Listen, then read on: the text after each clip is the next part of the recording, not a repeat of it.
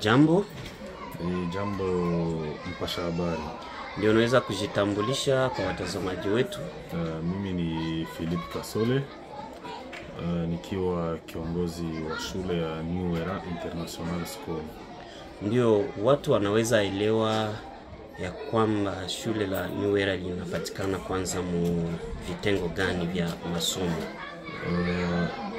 Masomo ya New Era ni masomo yenye kupatikana hapa Teshero, Avenue Lusaka, na ni école privée.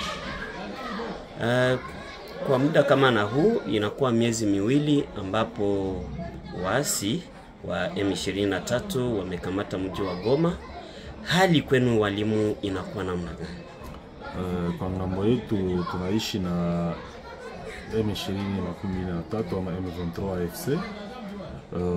Tukiwasubiria walimu kisha mkutano wa gouverneur wa province hapa kwetu wa Nord Kivu ama vile ya Goma. Wakati tuliongea naye alituambia tulikamata majadiliano, akatuambia tufanye kazi sababu shule ama masomo sema education ni droit yenye iko ya mtoto na hakuna mwenye anaweza kumnyima nayo.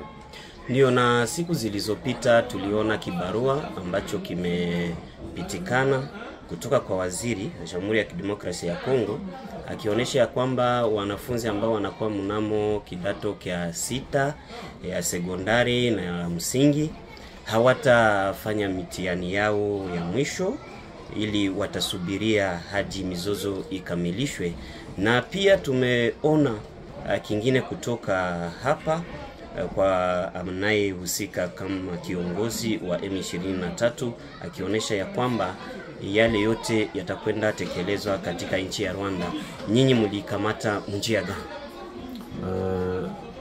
Inawezekana vikaratasi hivyo vinaweza kutokelea, lakini kwa mambo yetu tumepata kibarua ambacho kinasema kama mitihani zote ama maepreuve certificative zote zitapitikana katika nchi hii, sababu hata AFC M23 ilitorasire kama yote itapita na watasindikiza yote kama vile wakongomani, sababu nao ni wakongomani.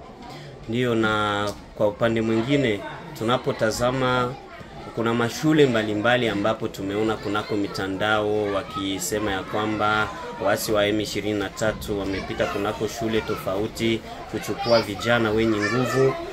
Sasa wewe kama kiongozi wa shule hili la New Era, ninaona unakuwa na walimu ambao wanakuwa na nguvu. Mbinu gani ambazo umetumikisha kwa kuepukana na hali hii? Kwa hali hiyo ilikuwa maneno ya yenye kupita kwenye barabara, lakini M23 ama vile M23 AFC hawakubeba vijana.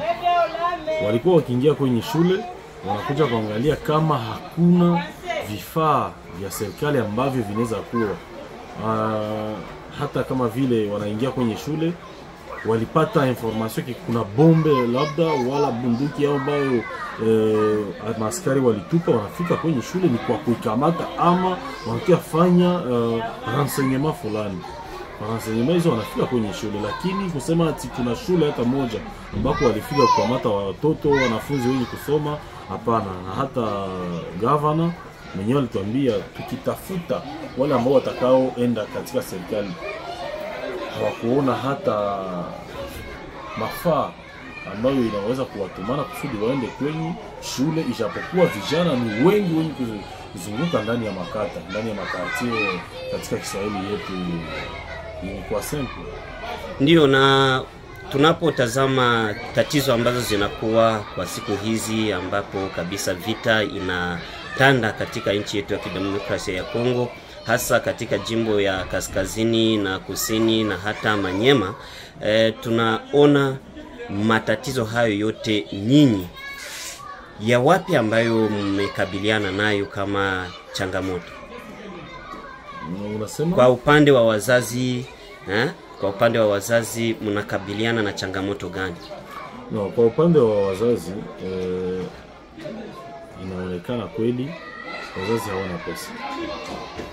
Na sisi wakati tuko tunatafuta labda ile posho yetu ama salaire, tunaita wazazi. Kisha kuwaita wazazi, wanafika, tunajadiliana nao. Ile kidogo wako wanapata, tunachangia vile. Kwa mwaka huu tuko na problem ama ile changamoto yenye hatujui namna gani tunaweza kuitoka ndani. Sababu sisi kama maekole privé ni wazazi ndio wa patron wetu. Na kwa sasa wazazi wetu wanakuambia benki ama banki zinafunga. Utamwambia utafukuza mtoto, hakuna kwa tatosha pesa. Ukisema utarudisha mtoto, utaanza imagine ke mtoto hatarudia, tabakia kwa nyumba sababu na ule mzazi hana kitu. Mzazi mwenyewe atakwambia niko nalala njaa. Watoto hawapate hata maji ya kunawa nyumbani. Sasa